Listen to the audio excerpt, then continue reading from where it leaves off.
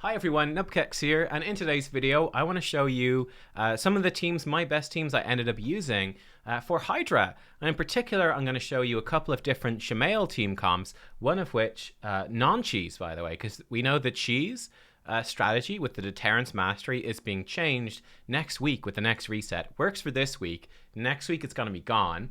So I'll show you, for example, a team that I used on normal difficulty that I think a lot of you will be able to build that can do over 40 million damage.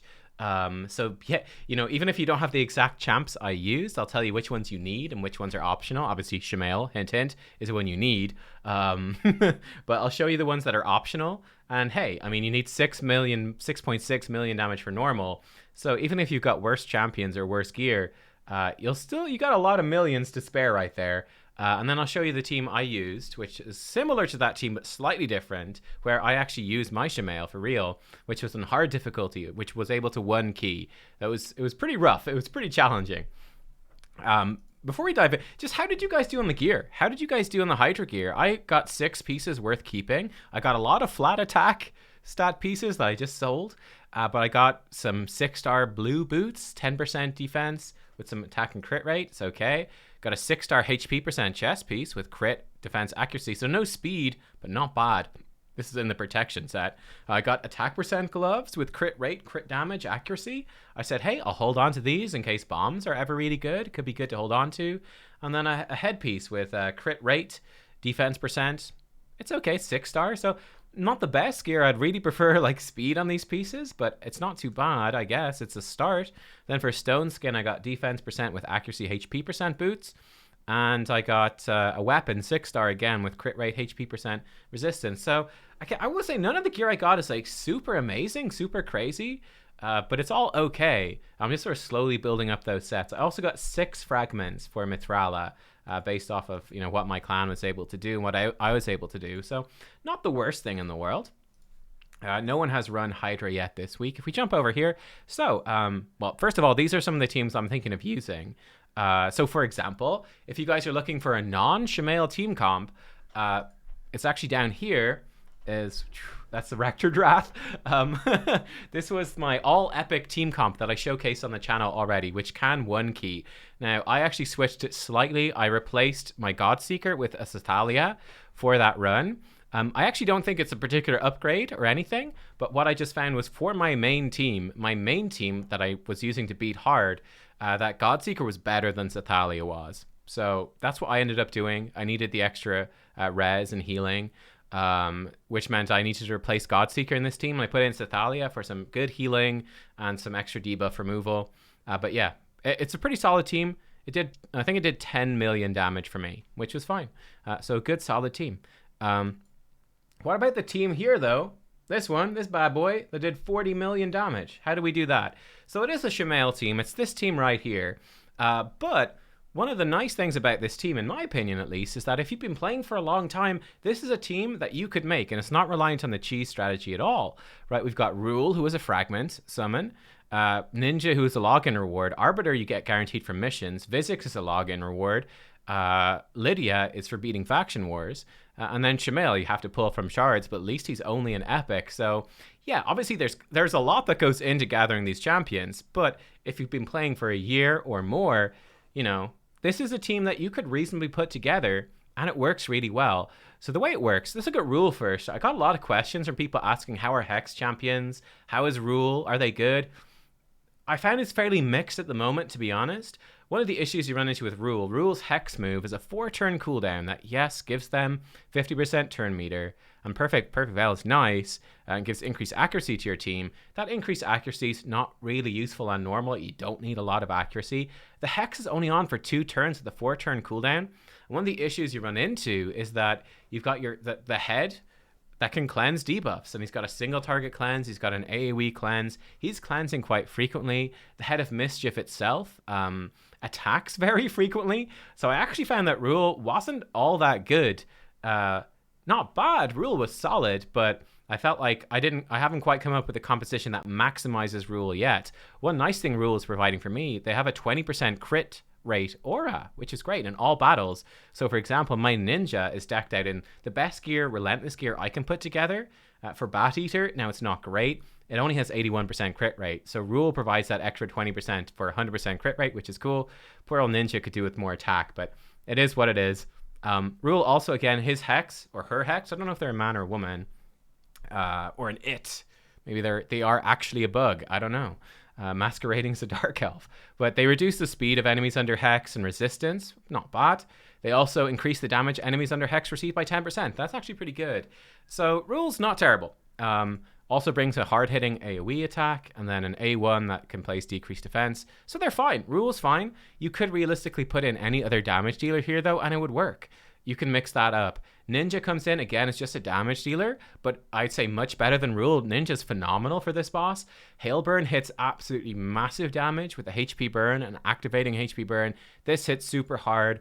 Cyan Slash hits pretty hard as well, single target ignoring 50% of the target's defense against bosses, and Shatterbolt is an extra decreased defense. The big thing that makes Ninja really strong is Escalation is able to build up, just like a normal clan boss, for an extra 100% attack and 25% crit damage. So again, if my Ninja, if I could trade like, I'd trade some of that crit damage for some attack if I could, but my Relentless Gear is really limited as free to play, so it's tough. It's tough. This is the best I can do, but Ninja's a brilliant damage dealer. Here's one that is a champion that's quite a surprise, I think. I've seen very few people use Arbiter, but I actually used Arbiter in my best team. I think Arbiter's great for Hydra. I think that the idea that we have is that we just associate Arbiter as being... As being a PvP champion. We don't think about her for PvE, you know, once we get a bit further into the game. But she's actually really good. So she, of course, has her AoE Revive, which gives her an extra turn and also boosts everyone's turn meter. She has an AoE Increased Attack, which really ups all the damage of our attack-based heroes. We're actually running 3 with Inquisitor Shamael, Ninja, and Rule. We actually have 3 damage dealers here on normal. So she gives them increased attack, 30% turn meter fill, and also heals them when they're low on health. This is so good. And she's also the only healer I have in this team. Then she actually has an AoE buff removal with Enforced Humility. 4-turn cooldown, AoE, which has a 100% chance to decrease the duration of all enemy buffs by 1 turn. This is really nice too for controlling the buff steals and just the buffs the Hydras put on themselves. And she has a backup weaken on her A1. Again, low enough chance, but not too bad. So it's a bit of an extra chance to weaken. And I just have her in my PvP builds. This is the fastest gear I have on my account. And that's basically it. Just straight out of my PvP team, slap her into Hydra as well. And she's great, making your team run faster, AoE reviving, removing some buffs, some extra weakens. She's solid. Vizix is in like my Doom Tower build. The real reason we're bringing Vizix in is because of Sinister Allies. It's a 3-turn cooldown. It's an AoE decreased speed, and she's Void Affinity, so it won't weak hit. It's a guaranteed AoE decreased speed. And also Ally Protection helps our team stay alive a little bit more. But this is the main reason. It's just you can decrease speed on the Hydra heads, and it's a really good idea to do so. It slows them down a lot. It just enables you to take a lot more turns and to just get a lot more damage out. The Hydra's eating your champions, right? When they eat your champions, which is basically the timer on the fight, one of the hard timers, because eventually you reach a point where they eat champions faster than you can break them out. That's based off of how many turns the Hydra heads take. So by decreasing their speed, you're essentially stretching out how long you can fight and basically how quickly they're going to be eating your champions, which is good. Her A3 is an AoE hit. So again, both AoE hits can proc War Master for good damage, and this one can shield her as well, help her stay alive a little bit. She's going to die. She's going to die, right? There's no single target healing in this team at all. She doesn't have lifesteal or anything, and she's ally protecting the team. So Vizix will die. But it's okay because Arbiter, it gives her an extra turn, which gets her back to her heal and turn meter boosting faster. So in a weird way, it sort of works. And Vizix A1 doesn't really do anything at all against the Hydra. Lydia is in there for Siren's Wail, so she decreases defense and weaken AoE, strengthens, increases speed AoE.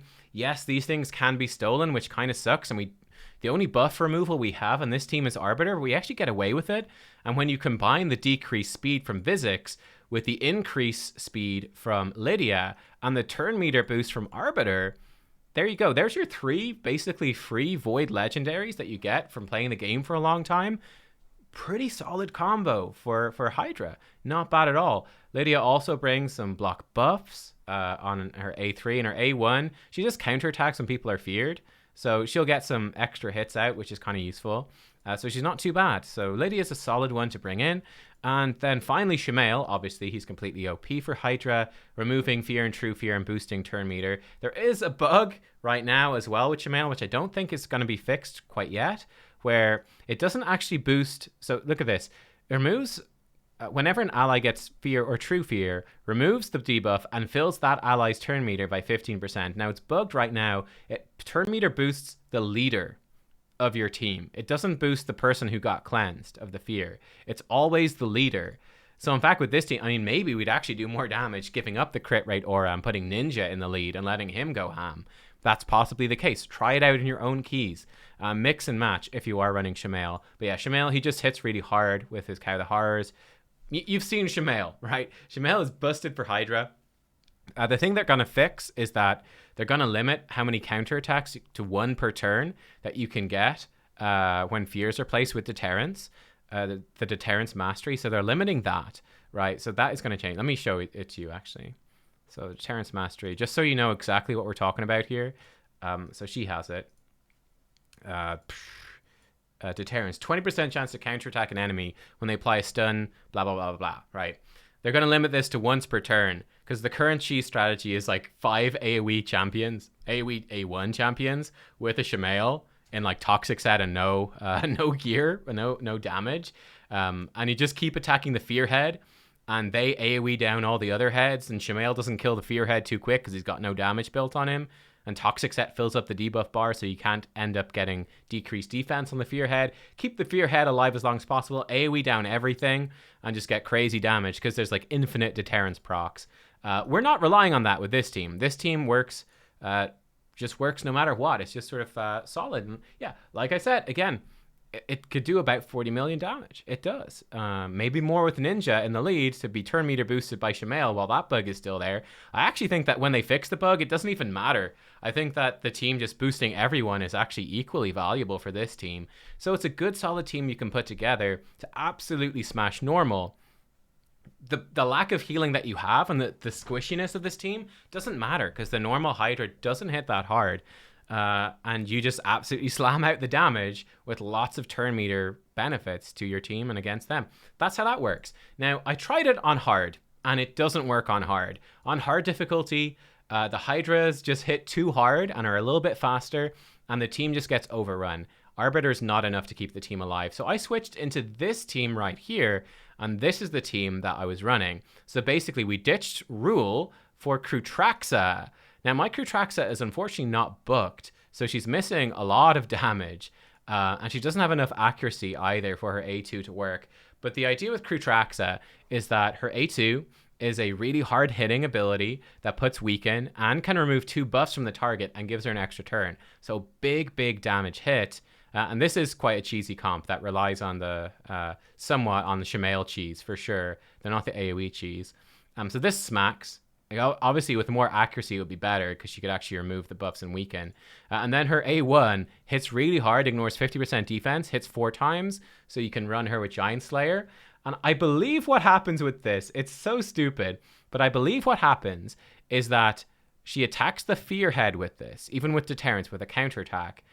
Every time she attacks, each of those 4 hits will fear her, and then Shamael will cleanse it off. So 4 times. You basically get 4 procs of this. So you'll get like 60% turn meter on Krutraxa every time she A1s the fear head. So it's kind of busted. She also brings an increased attack aura, which is why I have her in the lead.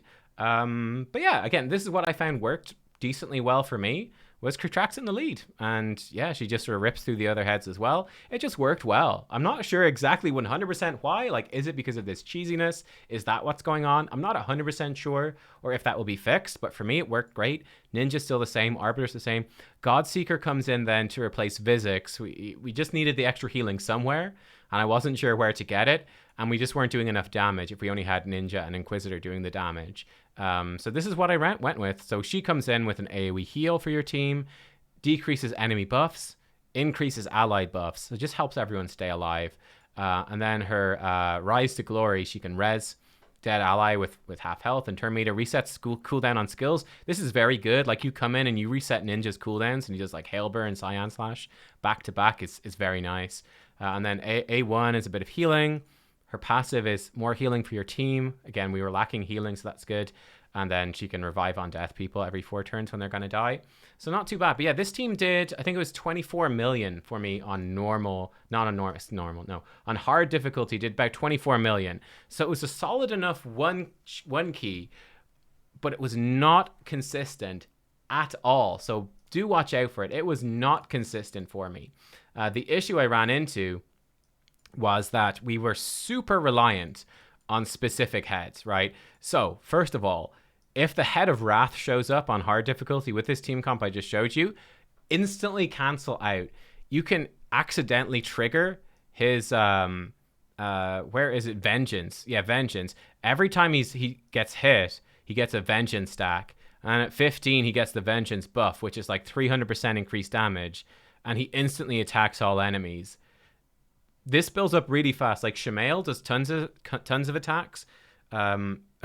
Obviously Krutraxa does, and this guy will just wipe this team, right? Our team is not even slightly it's not even slightly built really to survive. It's a very squishy team. So you see that red fiery head pop out, instantly free regroup, get the fuck out of there. You preferably want the fear head. I think I had to rerun it a bunch of times. I spent like almost like half a day just leaving it rerunning until we got like 2 or 3 fear heads in a row, and then you're good to go. Which sucks, unfortunately, but there it is. You can deal with the poison head, though it's not very pleasant, but you can deal with the poison head. But if you get that head of Wrath, instantly cancel out. So this is not a consistent team, but this was one of the best teams I was able to put together. It's what I ultimately used this week. So we'll see. We'll see if I can come up with something better. Last week is when I used it. I'll see if I can come up with something better this week. And yeah, once they remove like the AoE cheese with Shamael next week, a team like this might be one of the better options. So yeah, let me know. What were your best teams you put together? If you had any Shamael teams that were not using the stuff. I'm kind of working on this team right now. I'm going to try figure out what to do with sort of my leftovers. We've got like AoE HP burn, decreased defense block debuffs, for some AoE bombs. This would probably be a team I'll run through normal. We'll see if it works. Ally attack. I don't know if it's going to work or not yet, but we will see. But thank you for watching. I hope you got some tips there. So yeah, like I said, my 24 million damage, hard difficulty team, my 40 million damage, a normal team, and then an epics only team, which should do about 10 million damage for you as well. So thank you for watching. I'll see you all next time. This team, by the way, down here did about 1 key as well, but it was a little sketchy. So there you go. I'll see you soon. Bye-bye.